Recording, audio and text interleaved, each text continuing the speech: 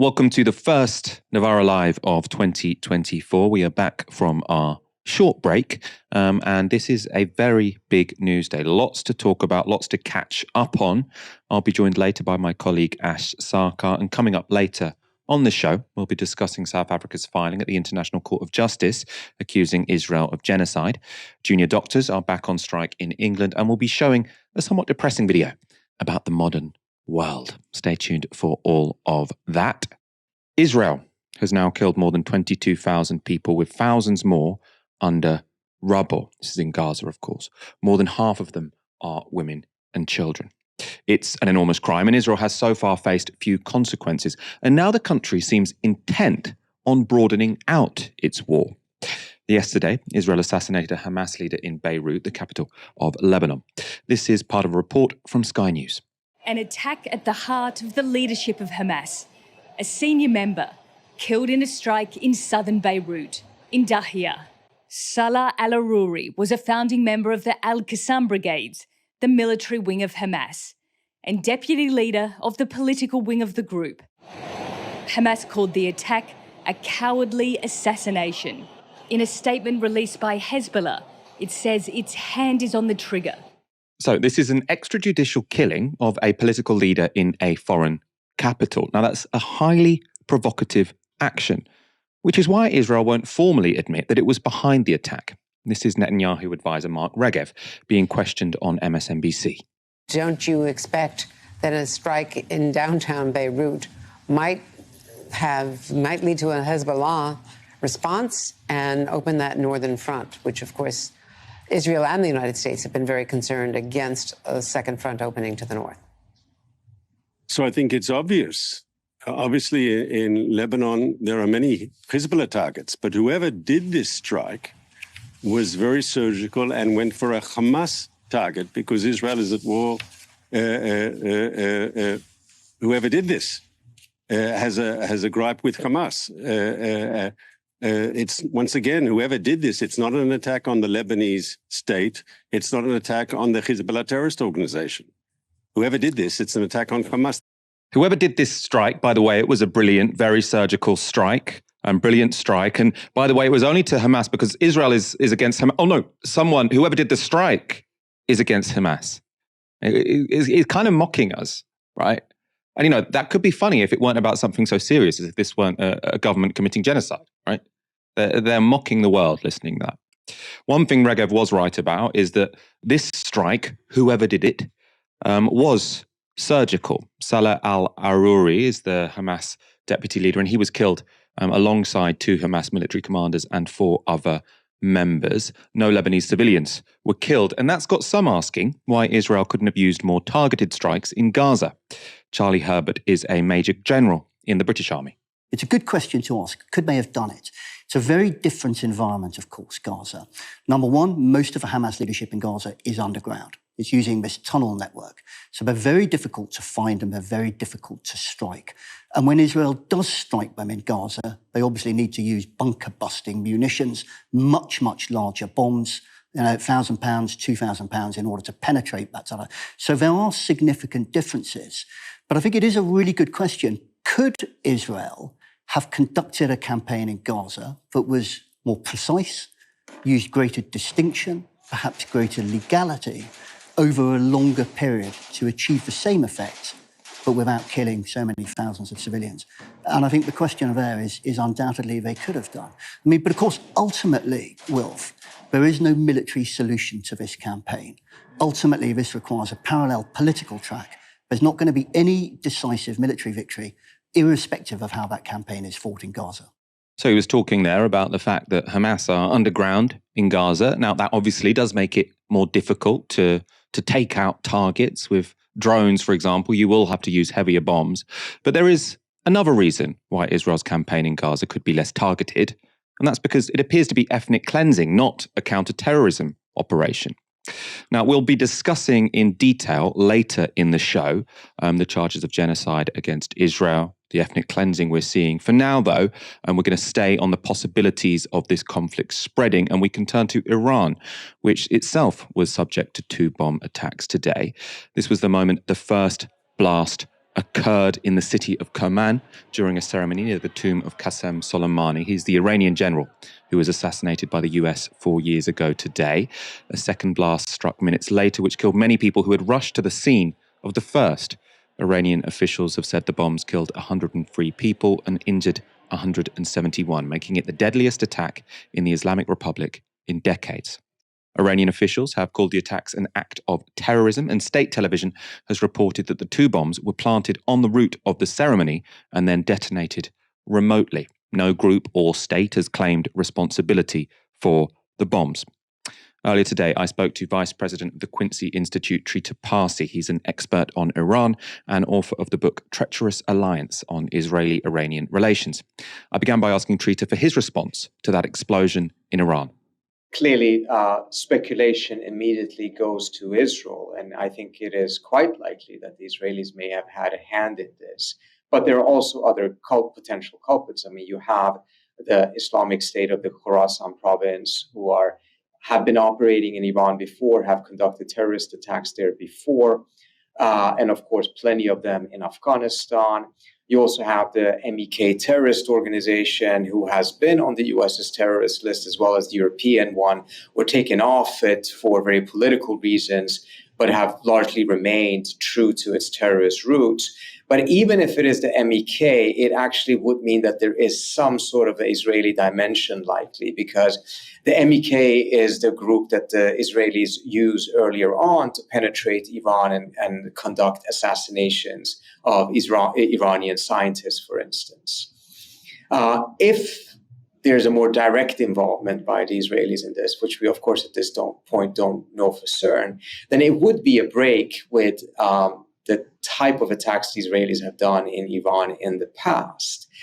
And so for some people, they think that that is unlikely. They may be right, but I think also mindful of what happened against Hamas, against Israel by Hamas on October 7th, the manner in which the Israelis are very openly saying that there's no such thing as civilians in Gaza, there's no such things as innocents in Gaza.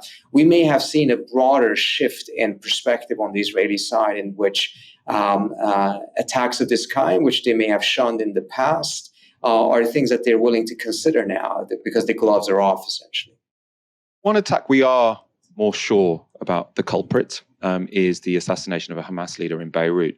Can you talk about how provocative that is, or is this the kind of thing that we sort of normally see states do? They sort of assassinate military leaders in neighboring states. I mean, what's your comment on that?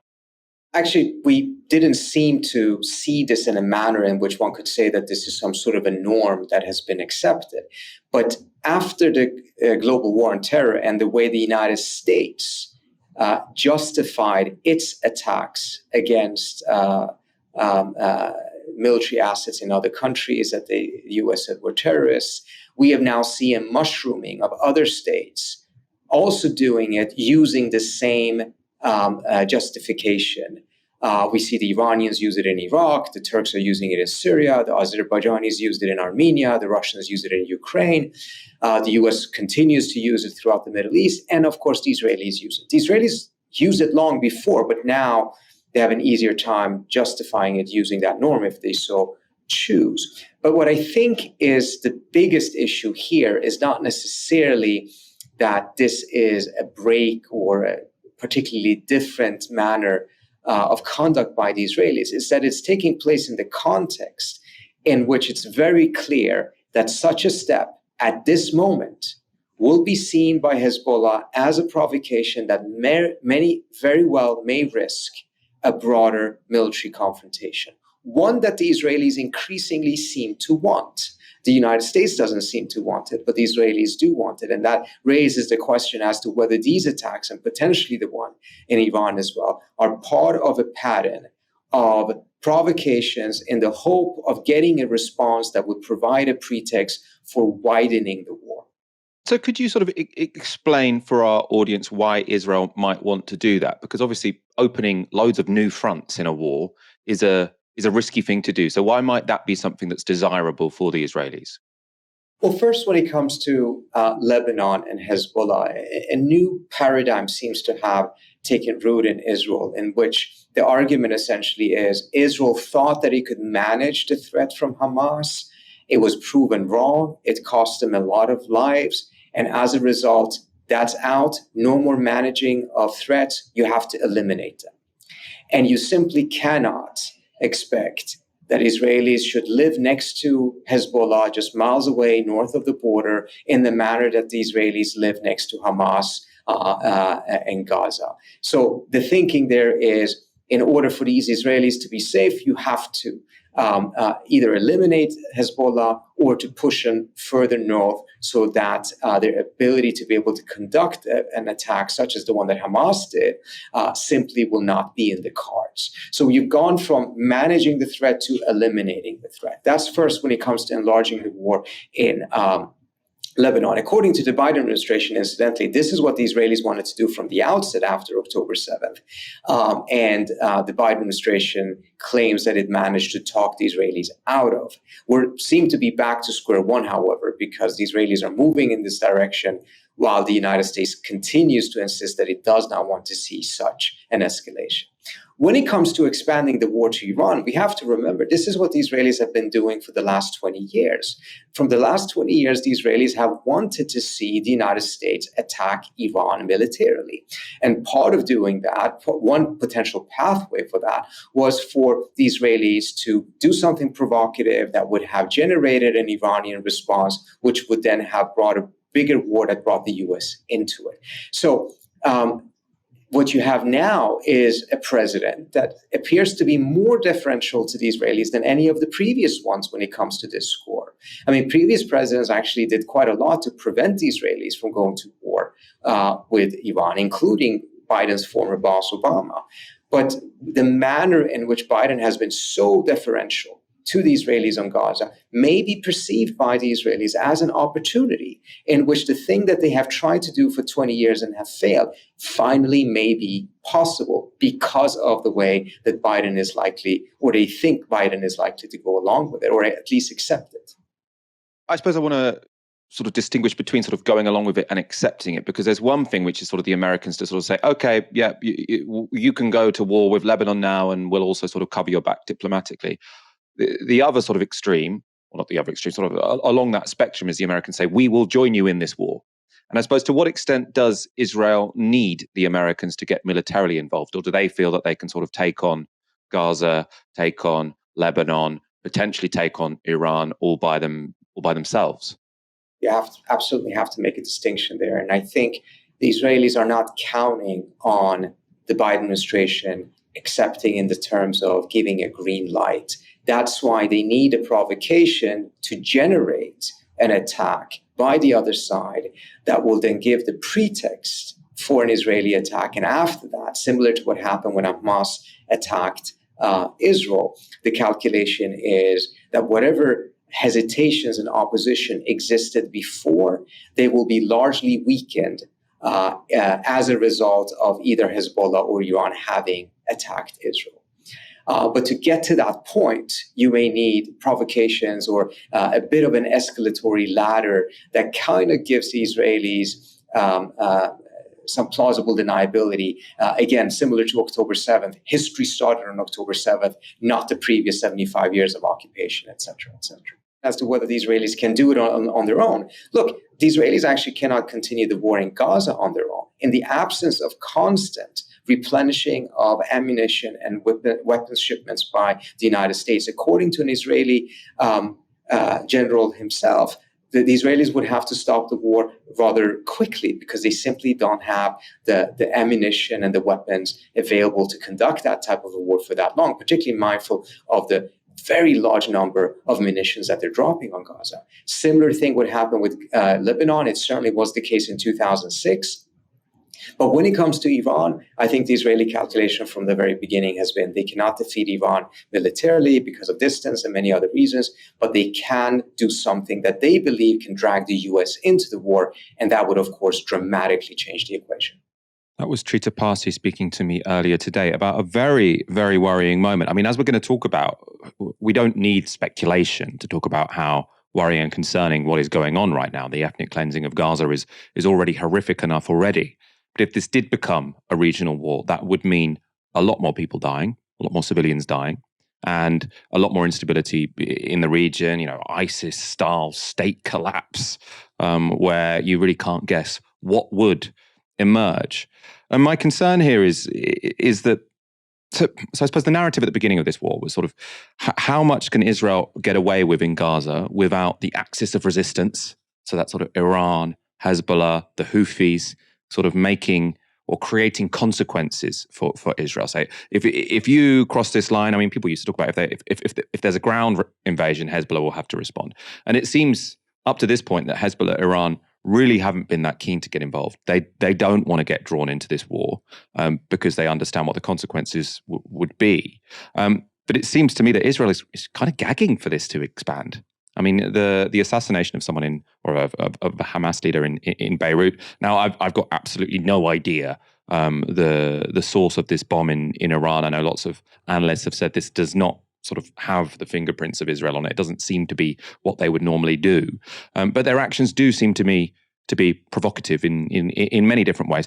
And my concern is that, as Trita said there, this is because they feel like, oh, well, while they're in the heat of the moment, they can sort of achieve their goals elsewhere as well. They want to clear out the south of Lebanon of Hezbollah.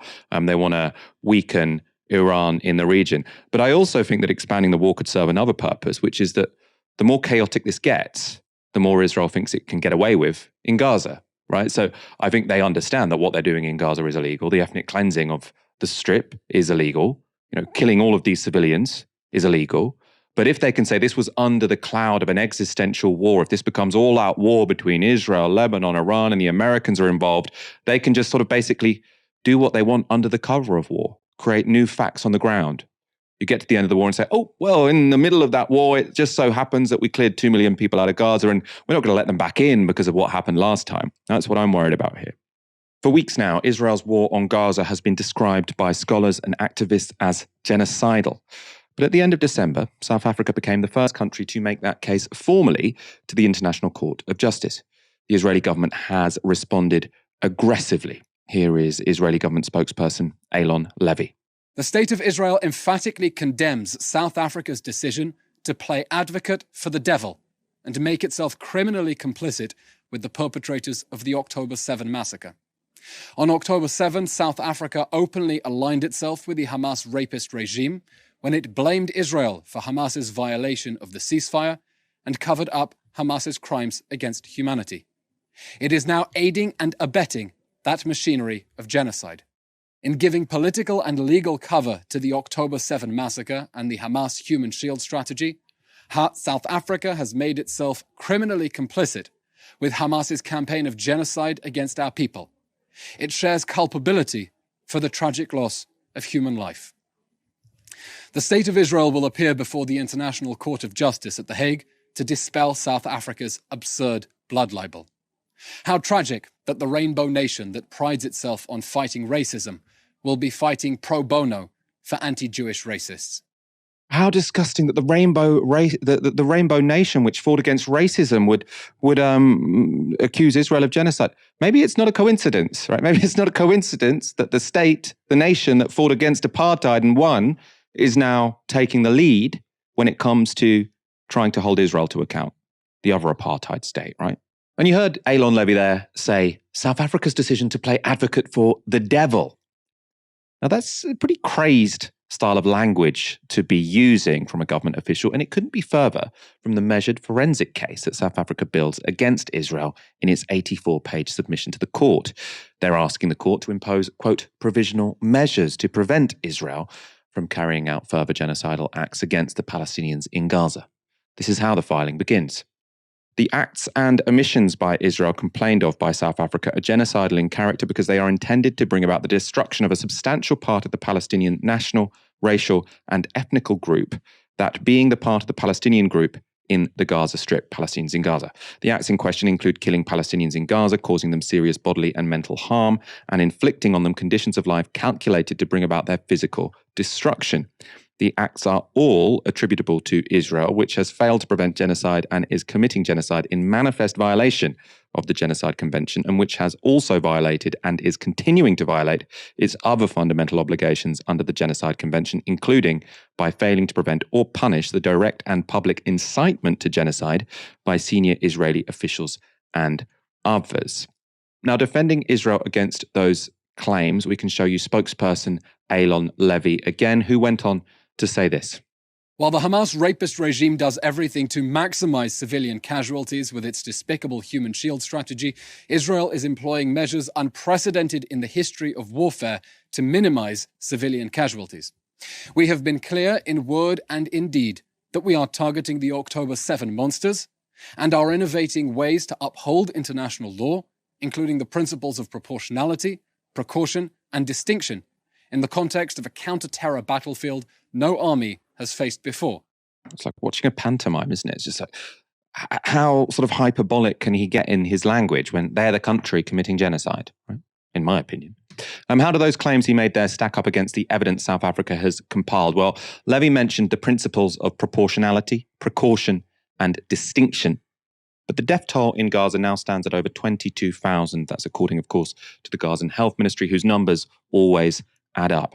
Around 40% of those killed are children, and thousands more Palestinians are believed to be under rubble. It's very difficult to see how that kind of slaughter could result from an operation conducted with precaution, precision, or distinction. And as the South African case points out, Israel continues to engage in the killing of Gazan civilians, including children. There are now countless examples of this, including Israel's bombing last week of a neighborhood of Rafah, which Israel had called safe.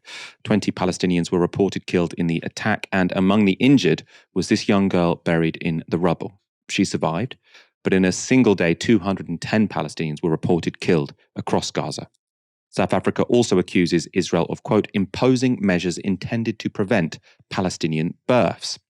This includes the destruction of health services crucial for pregnant mothers and newborns.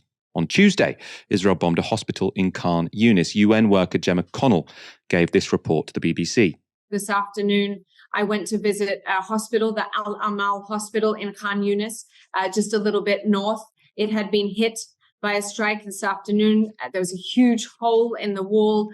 The strike killed at least 5 people, including a baby Zachariah, who was just 5 days old. And the scene I can only describe as horrifying and heart-shattering. Diapers on the floor, clear evidence that babies had been living there. And just a few hours before, people celebrating the birth of Zachariah, just 5 days old, and now he's dead. But it's not just killing civilians that South Africa accuses Israel of. It also says Israel is inflicting serious bodily and mental harm on Palestinians in Gaza, including children. And it says that Israel is creating, quote, conditions of life intended to bring about their destruction as a group. On Boxing Day in Rafah, 80 unidentified Palestinians killed by Israel's bombardment were bulldozed into a mass grave. The bodies had been brought south from northern Gaza, where they were killed in Israel's ground offensive. Imagine the mental strain. You're a refugee living in a tent far from home. You might be bombed at any moment. And if you are, you risk nameless burial in a mass grave. Also cited in the filing is mass displacement and the destruction of homes and neighborhoods, leaving nowhere for Palestinians to return to. This footage, shot in the final days of 2023, shows tents in Rafah, where thousands of internally displaced Gazan refugees have tried to find safety. Of course, there is no safety in Gaza. And this is what those refugees have fled. This was once a neighborhood in Tal al-Zatar, that's in northern Gaza. Now it is unrecognizable. These scenes are replicated across the north of the territory, with more than 2/3 of buildings destroyed. The Norwegian Refugee Council reckons that clearing the rubble alone will take at least a year, while rebuilding just the destroyed housing will take 7 to 10 years. South Africa also cites Israel's siege, accusing the country of, quote, deprivation of access to adequate food and water. In Rafah, there are long queues for the little food that's crossing the border from Egypt. And according to the UN, half of Gaza's population is now starving. And with lengthy triple inspections imposed on aid trucks, as well as almost constant bombardment, Israel appears to want to keep it that way. But South Africa's most general claim is that Israel is responsible for the destruction of the life of the Palestinian people in Gaza. This appears to be something Israel is now doing remarkably casually. This was the al-Maghazi refugee camp after Israel bombed it on Christmas Eve. More than 100 Palestinians were reported killed in the blasts. The attack on a crowded residential block was described as a massacre. This is how Israel responded to that claim. What is your understanding as to what took place there on Christmas Eve? My understanding is, as a military spokesperson has told Israeli television, an incorrect munition was used in that strike. We, of course, do our best to be targeted and precise and to target the Hamas terrorists and do everything to get civilians out of harm's way. And it appears that in this mistake, in war, a mistake was made, and we are learning lessons. We are learning lessons. We're admitting to our mistakes. You've killed 22,000 people, 40% of them children, right? Now, a mistake where you kill 100 people, right? That's not just any old mistake. It's also a mistake that can only happen in the context of a war where you are bombing people constantly, right? If you're dropping all of these bombs on a civilian population, then you were going to make some mistakes along the way. But also the idea that they're only killing civilians by mistake, I mean, the numbers do not lie. And we're hearing so many Israeli politicians saying that making life impossible in Gaza is part of the project. That is part of the project to get people out of the strip. Not necessarily so Israel can annex it, maybe, but so they can see the problem of Palestinians in Gaza as gone. That's what they want. Now, a final feature of South Africa's case is that Israel has repeatedly failed to punish officials who make genocidal statements. These include those involving mass relocation, like this reported by the Times of Israel.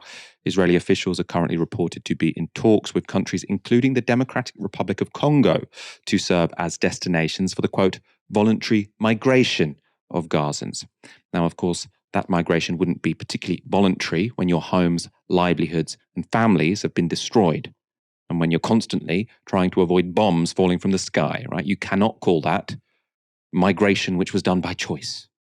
The Jerusalem Post has also reported this from Israeli Finance Minister Bezalel Smotrich in the past day. He's accused all 2 million Palestinians in Gaza of wanting to murder and rape Israelis. That is genocidal language.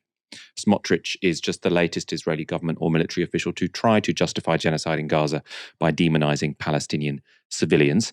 On Sunday, he also called for the removal of Palestinians from the territory to make way for Israelis who could, quote, make the desert bloom. So that's language that was sort of common in the original Zionist movement.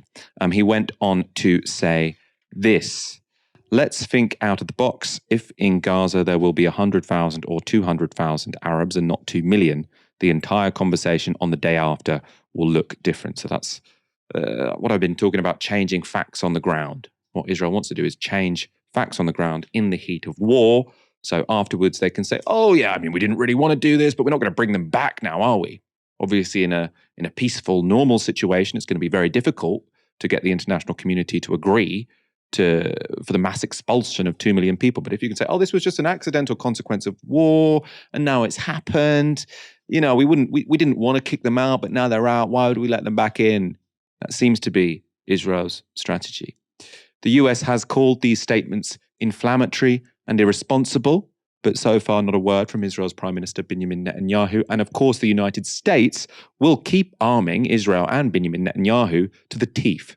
So them calling them inflammatory, I have absolutely no sympathy, no respect. I'm not remotely impressed when the United States says, oh, this language is inflammatory. If you think it's so inflammatory, then stop arming the country, the army, doing it, right? No one cares if you condemn this or that statement. What matters is that you are materially supporting this being carried out. You are materially supporting a genocide. Oh, they've used some uncouth language. Who cares? What we care about is the reality that 22,000 people have been killed with American bombs, with American support. So the evidence of genocide is strong, but will South Africa's case make any difference? Francis Boyle is a US lawyer who won a genocide case against Serbia in the ICJ following the Bosnian War. He told Democracy Now! How he expects the case to go and what the wider implications might be. Based on my careful review of all the documents so far submitted by the Republic of South Africa, I believe South Africa will win an order against Israel to cease and desist from committing all acts of genocide against the Palestinians. And then we will have an official determination by the International Court of Justice itself, the highest legal authority in the United Nations system, that genocide is going on. And under Article 1 of the Genocide Convention, all contracting parties, 153 states, will then be obliged, quote, to prevent, unquote, the genocide by Israel against the Palestinians. Second, when the World Court gives this cease and desist order against Israel, the Biden administration will stand condemned under Article 3, Paragraph E of the Genocide Convention that criminalizes complicity in genocide. And clearly, we know that the Biden administration has been aiding and abetting Israeli genocide against the Palestinians here for quite some time. This has also been raised by my friends in the Center for Constitutional Rights and in the National Lawyers Guild in a lawsuit against Biden, Blinken, and Austin. So I believe we will be able to use the World Court order. Right now, my sources tell me the hearing will be January 11, January 12. Based on my experience with the Bosnians, we can expect an order within a week. South Africa has now confirmed that the initial hearing with the International Court of Justice will take place on January 11th. I'm joined now by Ash Sarkar. I know that neither of us are sort of experts when it comes to sort of the workings of the International Court of Justice or international law. I mean, it does seem very significant to me, though, that this was, well, one, that we are now sort of discussing a legal case of genocide. It's not just being talked about by scholars, but a state has brought this to the International Court, and also the state who has brought it. So it is South Africa. That does seem quite significant to me, symbolically at least. There's an added layer of symbolism when you consider the history of relations between South Africa and Israel. When South Africa was an apartheid state, it received significant diplomatic support from Israel, and that support was a two-way street.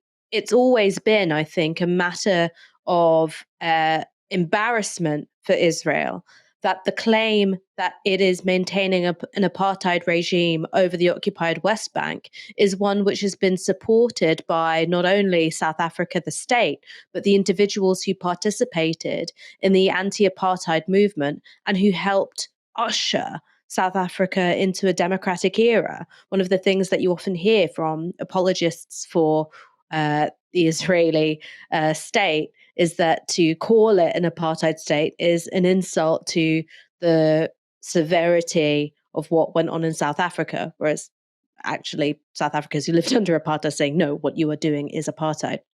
I think something which I want to talk about is the utter gross hypocrisy and the callousness that exists in much of British media when considering this allegation that what Israel is doing in Gaza is both genocide and a failure to prevent genocide, because it is a series of actions which is intended and is resulting in the destruction of a substantial part of the Palestinian people. I was on BBC Radio 5 last week because I'm really bad at taking time off work.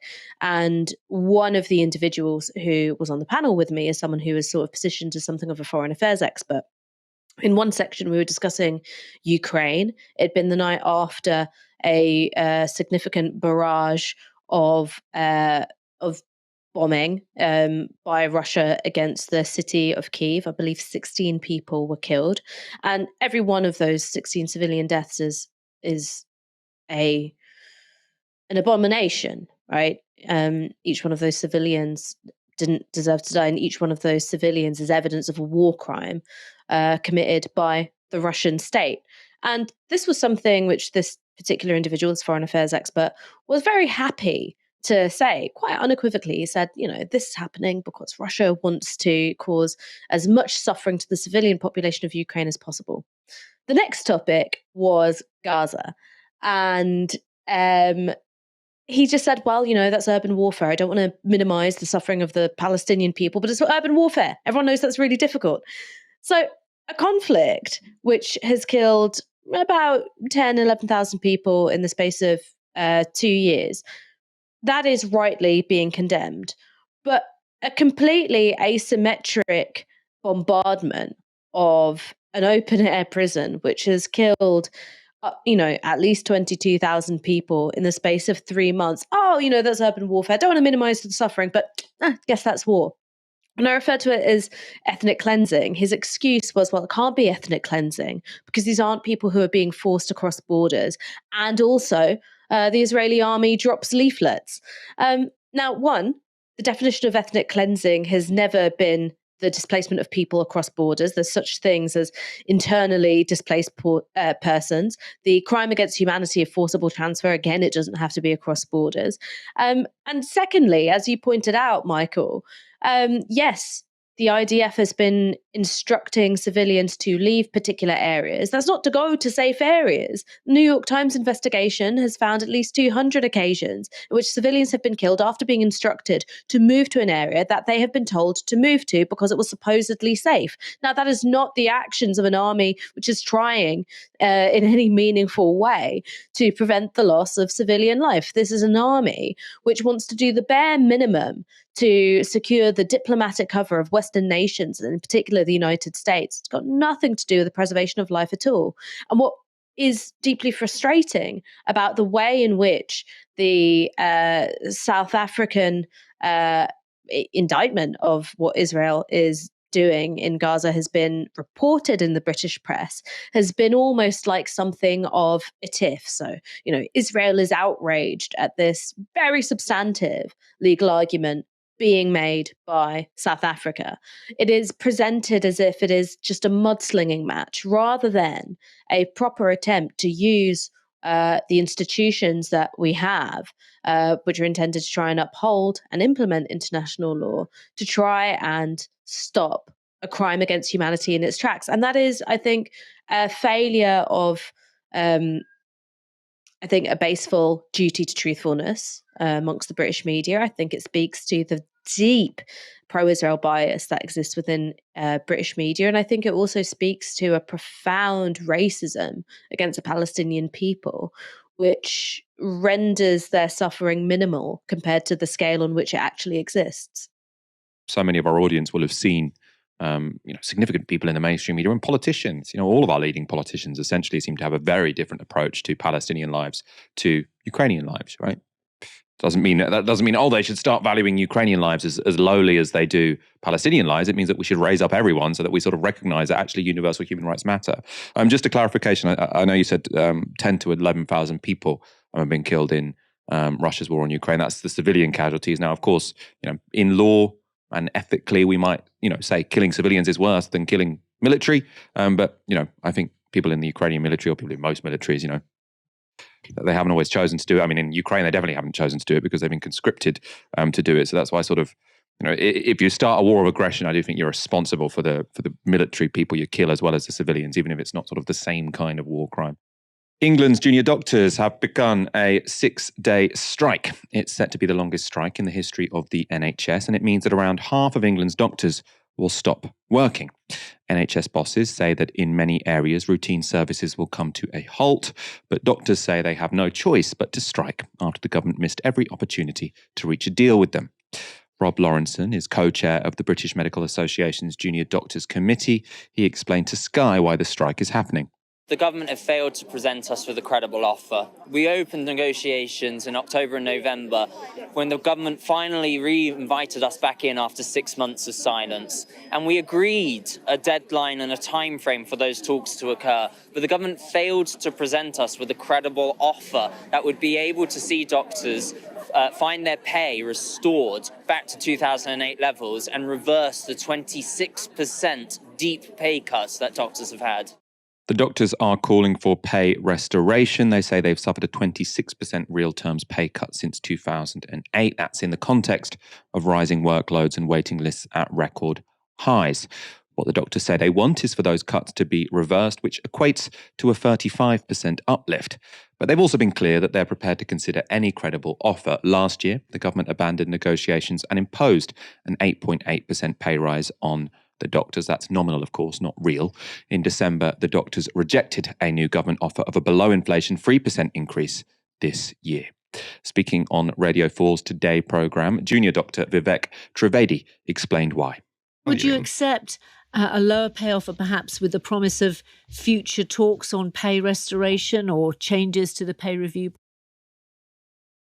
bodies? We would definitely review any offer that's put forward. Bring back to something that I heard in the introduction. We're not asking for any uplift or, pay restoration to happen overnight. We're not even saying it has to happen in 1 year. We were very happy to look over deals that would span a number of years. But what we need to do is to start a way towards that, and especially not further the pay erosion. And that average 3% uplift would have still amounted to pay cuts for many doctors this year. Health Secretary Victoria Atkins said this about the failure of December's talks. I want to resolve this. I want to find a fair and reasonable settlement, as I have with consultants and with specialty doctors. And I was very disappointed when the Junior Doctors Committee walked out of our negotiations and then called these strikes. We know that they have a very real impact for people, including, of course, the 88,000 appointments that were cancelled in the last 3 days of industrial action just before Christmas.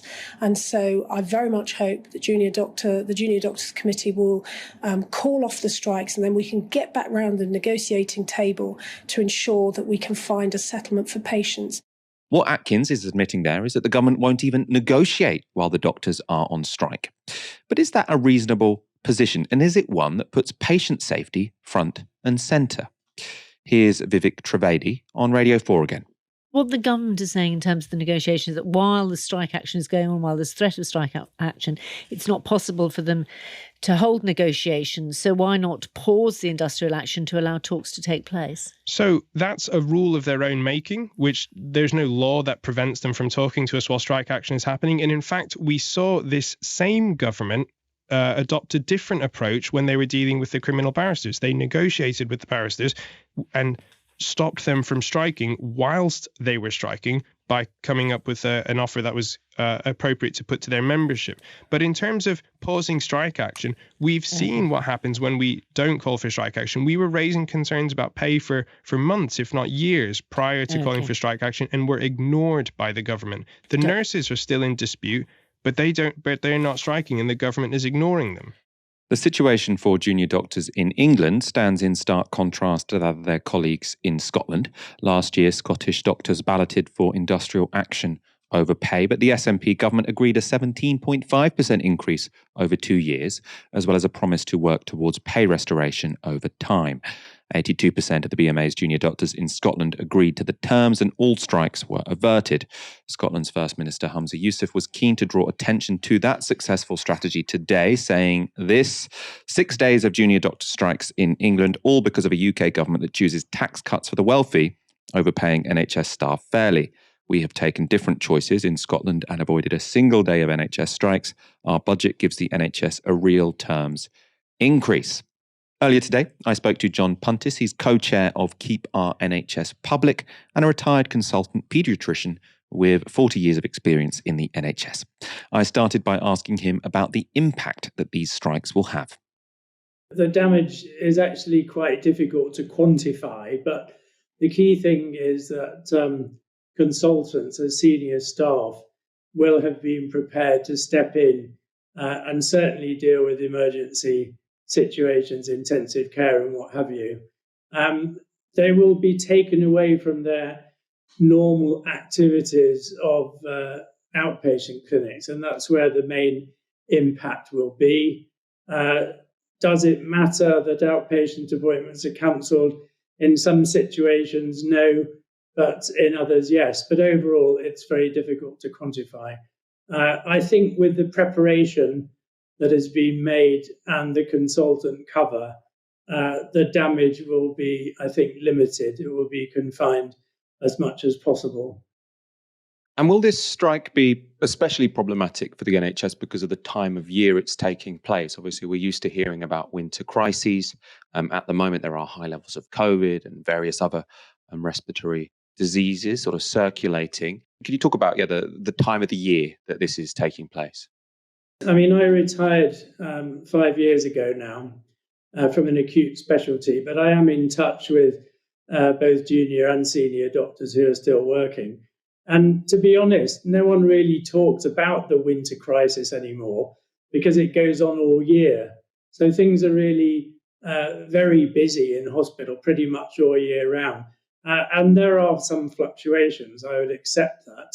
And certainly in the winter, there'll be more respiratory infections around, as you've suggested. But actually, everyone is working at capacity pretty much all year long. And so I think the idea that somehow things just get busy at Christmas, New Year, I think is wrong. And I'm sure our audience will have the utmost solidarity and sympathy with junior doctors who've gone through a really horrific experience during COVID-19 and are pretty much systematically undervalued by the UK government. At the same time, it does seem to me there could be a bit of a legitimacy problem with these strikes. And that's because lower paid workers in the NHS have accepted pay deals which are worse than what the doctors are asking for. So nurses being the most obvious example here. So do you think there is maybe tension within the NHS workforce or a legitimacy problem because lower paid workers have accepted their deals and it's now higher paid workers, so junior doctors, who are holding out? Well, potentially that's a problem. But on the other hand, I think a win for the juniors in terms of a higher settlement than they've so far been offered and one that they could agree to actually will be something that other staff will look at and say, well, maybe we could have done better. And I think in any case, there's likely to be calls for fresh strike action next year from the nurses, for example. So I don't think the lower paid staff will begrudge the doctors, but I think it probably will make them think about taking further strike action themselves in the relatively near future.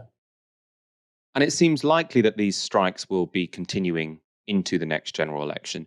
If and when Labour get into power, what do you think they would need to do to end all of this?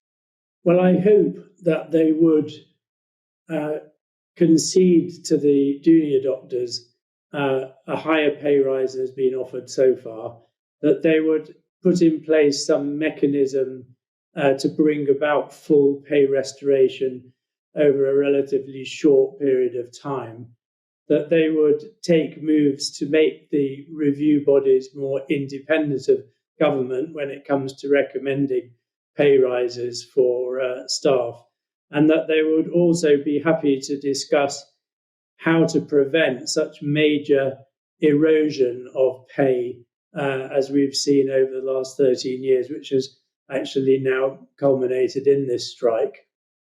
That was John Puntis speaking to me earlier today.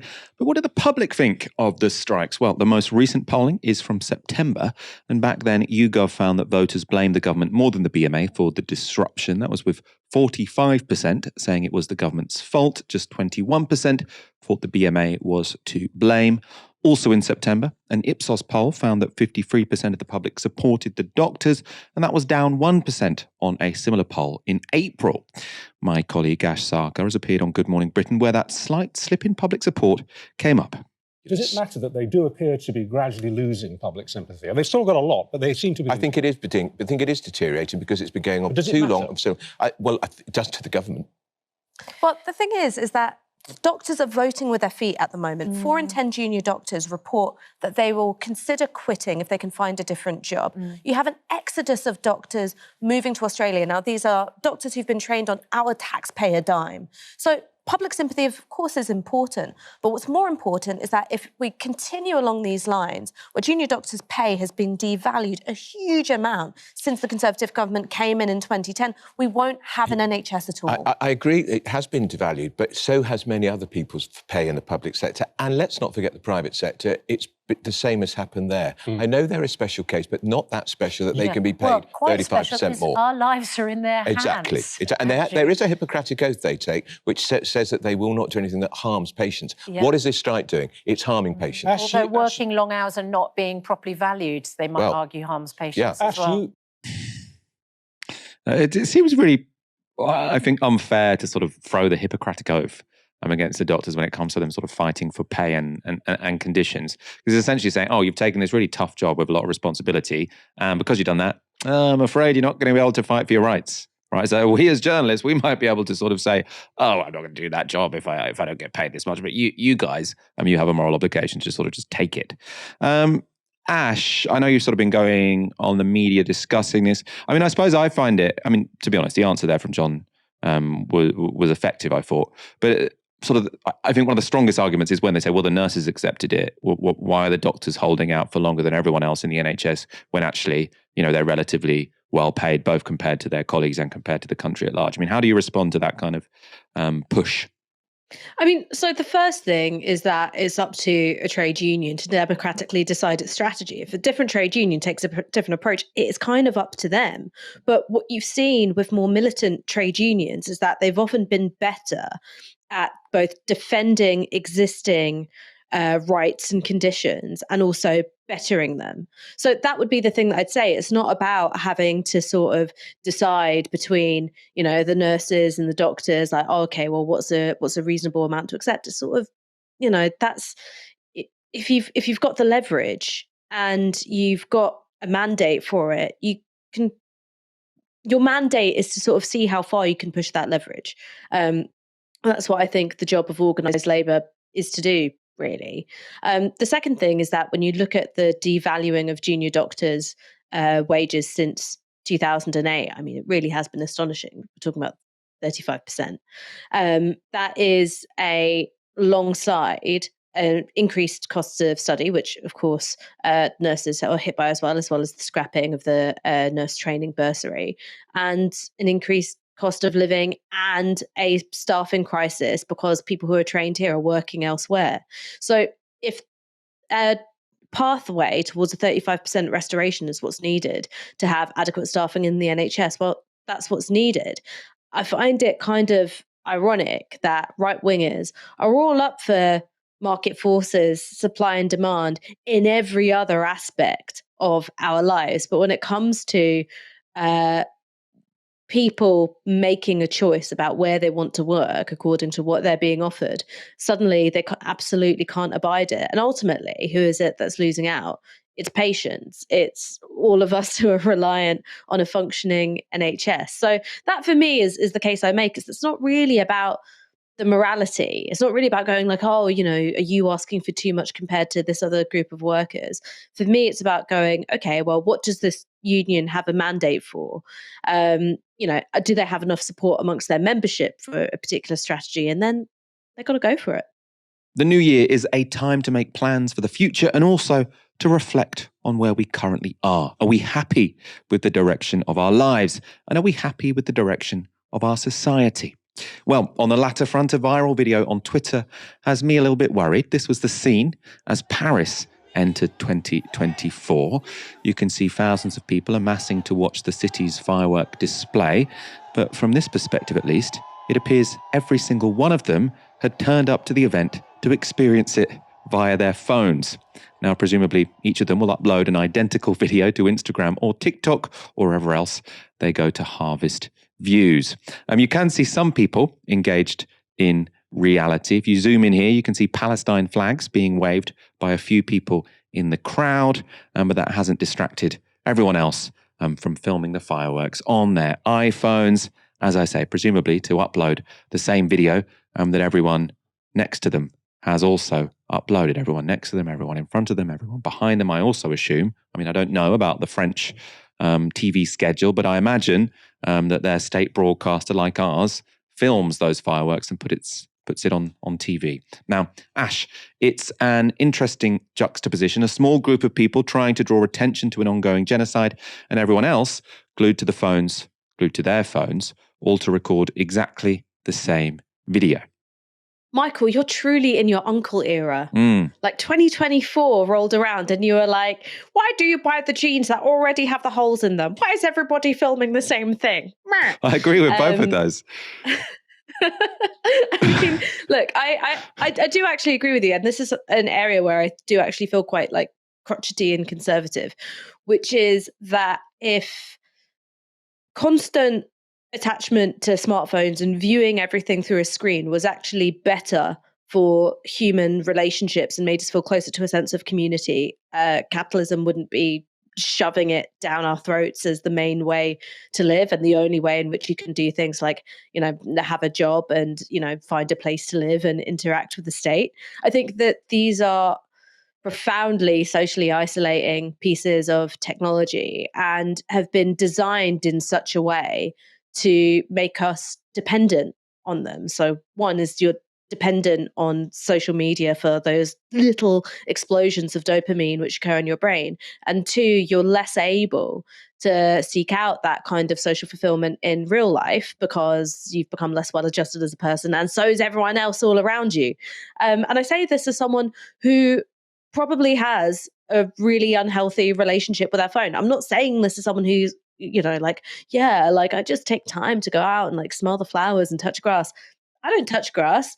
I have a horrible relationship with social media. And that's why I'm able to say with some confidence that it's a profit model which is dependent on making us less socially capable people. This is one thing where I differ to, you know, some people on the left. I'm not sure it's the profit issue, right? I think it's something fundamental to the technology. And I use, you know, I actually quite like Instagram stories. I like sort of posting occasionally where I am or what I'm doing, because then people respond to you, and it's sort of a way of having sort of nice social connections with people that you sort of only half know. You know, so people who are sort of acquaintances, you can respond, and then that sort of has, you know, starts a nice chat. I think it's quite pleasant. But I do think, you know, there should be moments when you've gathered there, there's fireworks happening, or you're at a concert, right? And you need to be present. Now, this is me sounding a bit more Gwyneth Paltrow instead of sort of a bit more like an uncle. People need to be more present in society at certain points in time. You can't just go everywhere filming everything. I suppose that was particularly depressing because everyone was waiting for that clock to strike midnight. But I just feel like, you know, they should have been kissing the person next to them, giving their friend a hug, being in awe at the fireworks instead of all being sort of little camera people. What can we do about this, Ash? I actually think taking psychedelics, to be honest. I think that, I mean, Mum, if you're watching this, not that I have any experience with such a thing, but I've read in books that if you do take certain psychoactive substances, and of course you're in a safe space and you're in a place where, you know, you are able to sort of like, you know, get a bit of support, get a bit of help if you start freaking out, all of those caveats, you're not really able to interact with the world through your phone. Like if you ever try looking at a phone screen when you've taken psychedelics, you're just like, oh, what the fuck is this weird thing? So it does force you to be more present. And especially if you're in a group of people where you feel a great deal of affection and there's a lot of trust, it can sort of engender a particular kind of playfulness amongst human beings, which I think is impossible to maintain if you're constantly thinking about how you're being perceived and how you might be commodified and distributed on social media. And I think that one of the reasons why there is this increasing trend towards taking psychedelics, it's why people go on things like ayahuasca retreats or mushroom retreats or, you know, microdose psilocybin, is because they want to feel that sense of real presentness and to be able to have time with themselves and people around them, which isn't being mediated by fundamentally extractive kind of technology. Now, I'm not one of those people that thinks you can opt out of political struggle or politics or material conditions just by taking psychedelics. I also don't think that psychedelics are a cure for capitalism. I mean, capitalism is showing that it's finding a way to, you know, commodify experiences with psychedelics as well, particularly for people who are middle class, very often white, and it means that they're not going to be criminalized for drug possession in the same way as people who are working class and people who aren't white. But I do think that psychedelics can be a way in which we make ourselves less mediated by technology and more present in certain experiences. social democracy and small amounts of ketamine while watching fireworks, I think, could be a recipe which works for... It's a moderate proposal for society. Not that I'm recommending anyone do anything other than campaign for social democracy, which I think would be in all of our best interests and is perfectly legal. Ash, thank you for joining me tonight. And I just want to reassure my mum, I've read about all of that stuff to do with psychedelics in books. And thank you all for tuning in. We're here again tomorrow for another show from 6 p.m. For now, you've been watching Novara Media. Good night.